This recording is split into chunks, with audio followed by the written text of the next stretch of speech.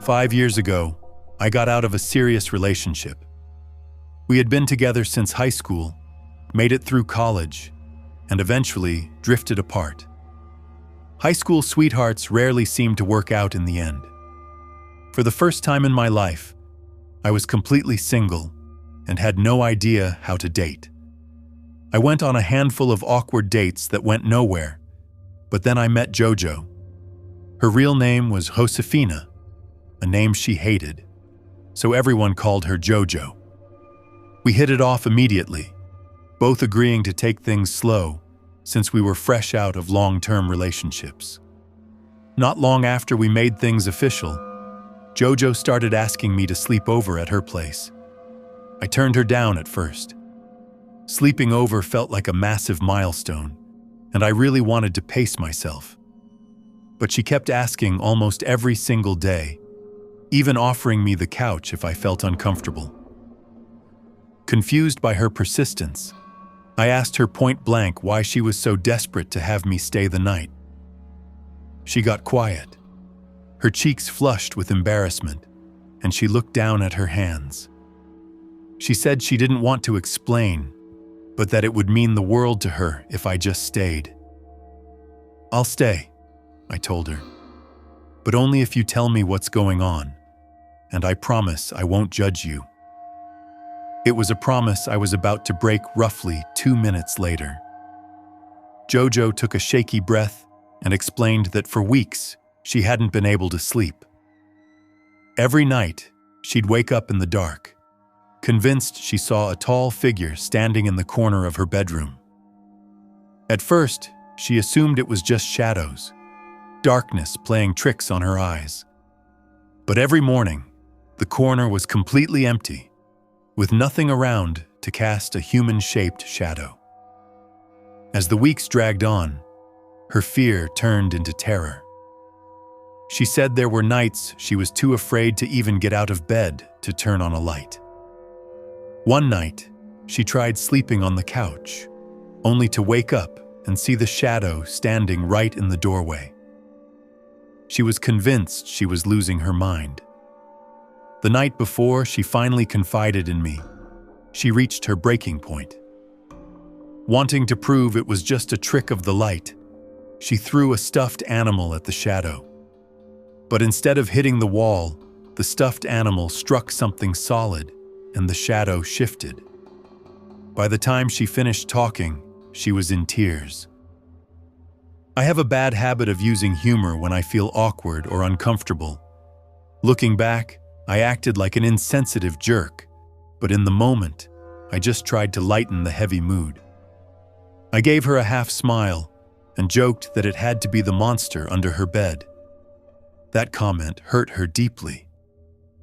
Tears welled in her eyes as she pulled back, saying this was the exact reason she hadn't wanted to tell me. She knew I'd think she was crazy. "I don't think you're crazy," I assured her quickly, trying to do damage control. "I just think there's got to be a rational explanation. Have you looked into sleep paralysis? People see shadow figures during episodes all the time." She shook her head, adamant that she was wide awake. "Okay, what about sleeping with the lights on?" I suggested. "If the room is brightly lit, shadows can't form." She shuddered. She told me she had tried that, but instead of seeing a shadow in the corner, her closet door had slowly clicked open on its own, and the figure was standing inside the closet. I hate to admit it, but at that point, I really thought JoJo was losing her touch with reality. I didn't think she was lying, but I certainly didn't believe a shadow monster was stalking her apartment. In my mind, there is always a logical explanation for the unexplainable. To make up for my stupid joke, I agreed to stay over that night. By 8 p.m., we were sitting on her living room couch watching a movie, and JoJo was already nodding off. She was completely exhausted from weeks of sleep deprivation. Watching her sleep, a fleeting thought crossed my mind. She's probably hallucinating from extreme fatigue. She lay fully extended on the couch, dead to the world, while I sat upright next to her head, absently running my fingers through her hair. Hours passed in the quiet apartment. Eventually, the exhaustion caught up to me too. I switched off the TV, leaned back, and drifted off. Sometime later in the dead of night, Jojo frantically shook my shoulder. I snapped awake. The apartment was pitch black. Jojo was trembling beside me, pointing a shaking finger toward the far side of the room. "Look at the doorway," she whispered, her voice laced with pure terror. I squinted into the dark. My stomach dropped. Standing in the doorway frame was a tall, dark silhouette.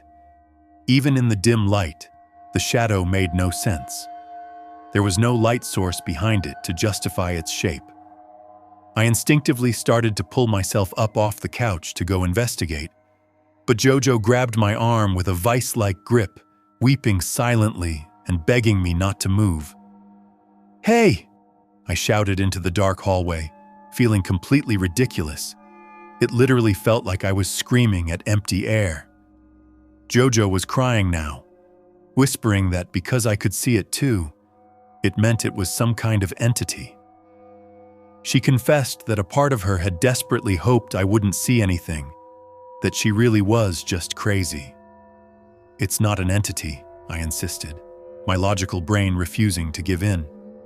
"If you let me get up, I can prove to you it's nothing." She refused to let go of my arm. "What usually happens next?" I whispered. "Nothing," she sobbed. "It just stands there and stares." Frustrated and stubborn, I decided to end this once and for all. A throw pillow was sitting on the couch next to me. My logic was simple. If it was just a weird trick of the light, a plush pillow would fly right through the doorway. I picked up the pillow and cocked my arm back. Jojo squeezed my arm tighter, pleading with me not to do it, reminding me that the shadow had moved when she threw her stuffed animal. "I need to see it for myself," I said. I threw the pillow as hard as I could straight at the doorway. I expected to hear the faint swoosh of fabric sailing into the dark hallway. Instead, there was a loud, heavy thud. The pillow struck something solid in midair and bounced off, dropping straight to the floorboards. Then, right before our eyes, the shadow slowly stepped back and dissolved into the pitch-black room behind the doorway. I sat bolt upright, every nerve ending on high alert. Logic evaporated. Jojo went hysterical, screaming and sobbing on the couch that something was terribly wrong. I broke her grip, stood up, and marched directly toward the dark doorway. Jojo screamed behind me, begging me to come back, but adrenaline was driving me now. I reached the threshold of the room, but I stopped before stepping inside. A noise was coming from the dark interior. It was a faint, rasping whisper. I held my breath, trying desperately to decipher the words, but it was impossible. It was just the distinct, chilling cadence of a human voice whispering in the dark. I took one half step forward into the room. Bang! The door slammed violently in my face, sending me stumbling backward onto the floor. Behind me, Jojo shrieked. I scrambled to my feet and threw my weight against the door handle.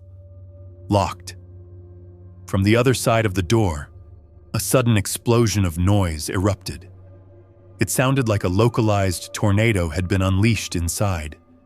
Furniture scraped violently across the floor, glass shattered, and heavy objects slammed into the walls. And then, just as suddenly as it began, complete, suffocating silence. I backed away from the door, my heart hammering against my ribs. I flicked on the hallway light, ran over to my bag by the couch, and grabbed my keychain. I carried a small lock-picking tool set with me. With shaking hands, I inserted the pick into the door's simple interior lock, turned it, and heard the mechanism click. I threw the door open and flipped the light switch. The room, which Jojo used as a home office, was an absolute disaster. The desk was shoved aside, the computer monitor was tilted, books were ripped from the shelves, and paperwork was strewn across every inch of the floorboards like a bomb had gone off. Two details jumped out at me immediately. First, the room's single window was pushed wide open, its protective screen completely missing. And second, there was no shadow figure anywhere to be seen. Jojo was crying out from the living room, asking if I was okay.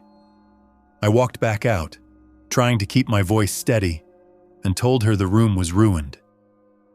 I immediately urged her to call the police, but she refused, still entirely convinced that we had been attacked by a ghost or a demon. I wasn't so sure. I was terrified in the moment, but as the minutes passed, my brain desperately searched for a rational explanation. We didn't call the cops. Instead, I stayed up with her, helped her clean the wreckage in the office, and had her pack a bag. She stayed at my apartment for the next few nights. When we finally returned to her place a week later, I stayed over again. The shadow figure didn't appear, and when she eventually stayed home alone for the first time, she slept straight through the night without a single issue. Whatever had been there was gone. 5 years have passed since that night. Jojo and I are engaged now, and to this day, it's the one topic we still passionately debate. She is convinced beyond a shadow of a doubt that her apartment was haunted by a supernatural entity. I remain firmly convinced that it wasn't. The one thing we do agree on, however, is that something was undeniably in that apartment with us. I witnessed it with my own eyes and heard it with my own ears. Sometimes, when I'm lying awake at night, I wonder, which thought is actually scarier? That a shadow monster was lurking in her home, or that a real living person was quietly slipping through her open window every night just to stand in the dark and watch her sleep? Either way, I'm just grateful it never happened again. At least, not yet. Double tap if your chest just tightened. Share this with someone who loves scary stories, and hit that follow button right now so you never miss another midnight nightmare.